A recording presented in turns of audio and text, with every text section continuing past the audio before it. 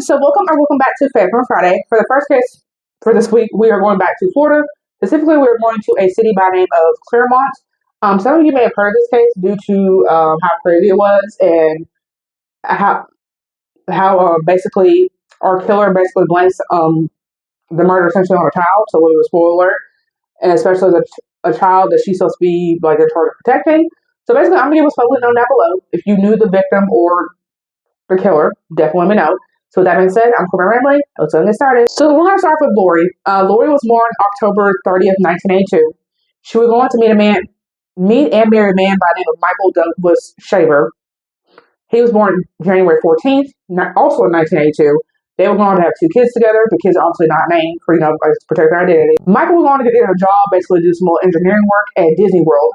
And so because of this, the family would obviously have to move to Florida for him to work at Disney World. So in 2014, apparently Laurie would actually hit Michael with a gun, and of course the police would be called because of this. However, apparently, I guess Michael confessed that he pulled the gun out, so Laurie was able to claim self-defense. She would later file 2 different domestic abuse charges against him, but she would later have those dropped. So September of 2014, there would be another incident between Laurie and Michael that basically results in him getting a battery charge against her. So because of this, from what I believe, he was not allowed to be within a certain amount of feet of Laurie now. He also had to go do a 12-month program that apparently he did within 6 months. So then apparently, obviously, of course, he moves out. Apparently, he starts dating a coworker of his and is living in an airplane hangar at his job at Disney World. So then Laurie tells Disney, about this. And then, of course, he and said coworker apparently split.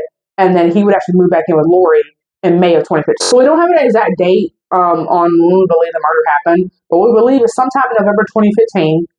Basically, Laurie would kill Michael and then bury his body in her backyard and build a fire pit over his now deceased body. And then apparently she would text his coworkers and his friends basically saying his job basically saying that he quit, and also apparently started selling his items. So then in 2016, so this one was fast. Apparently, she was dating a man who was married by the name of Jeremy, and apparently she was pretty obsessed with him. And the relationship only ended because apparently she got a tattoo on her vagina of the letter J, and J being his nickname because his name's Jeremy.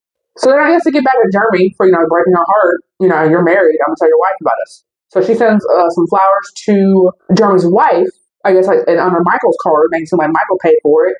And the card basically said, "Roses are red, violets are blue.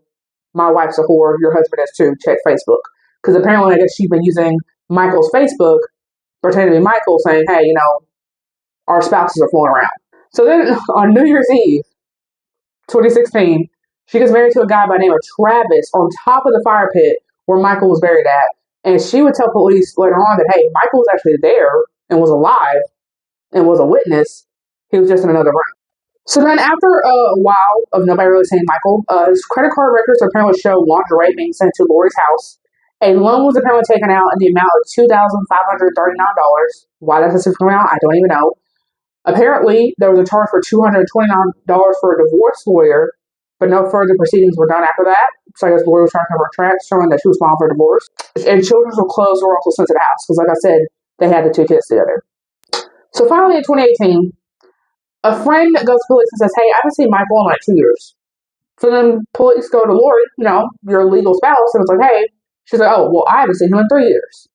So then they ask, can we check the house? She's like, no, you need a warrant. And I guess she thought they wouldn't get a warrant, but they did get a warrant. They came back and dug up the backyard. They found Michael. So then Travis, the husband, the now husband, because they asked him about it, he had said essentially, look, she said Michael was no longer on this earth and that there was a body in the backyard, but he didn't connect the dots. And because apparently Laurie had said she didn't know who it was. So obviously at this point, Laurie is arrested. In March of 2020, she made a YouTube video asking for donations. Apparently, a GoFundMe was actually set up for her at one point to pay for, her lawyers, because, lawyers are hell expensive. However, of course, that was quickly taken down for obvious reasons. Well, Laurie apparently was officially arrested September 17, 2020 for second-degree murder and second-degree accessory after the fact. She's allowed to be released on bond in December of that year. She would try to claim, this is the part where it makes me want to cover this case, she would try to claim that her daughter, who was 7 years old at the time of the murder, she was actually the one that committed the murder, and that Jeremy had pretty much dumped the body in the backyard afterwards, and that she pretty much had nothing to do with it. So, of course, they didn't believe her. because you know how the hell did a 7-year-old kill, this man? And of course, Laurie was sentenced to life, at least what I can find. And so yeah, that was the case of Laurie's favor. And like I said, if anybody knew Laurie, if anybody knew Michael, definitely let me know.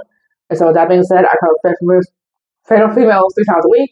This is Guy from Fatal Females. I'll see you guys next one. Bye.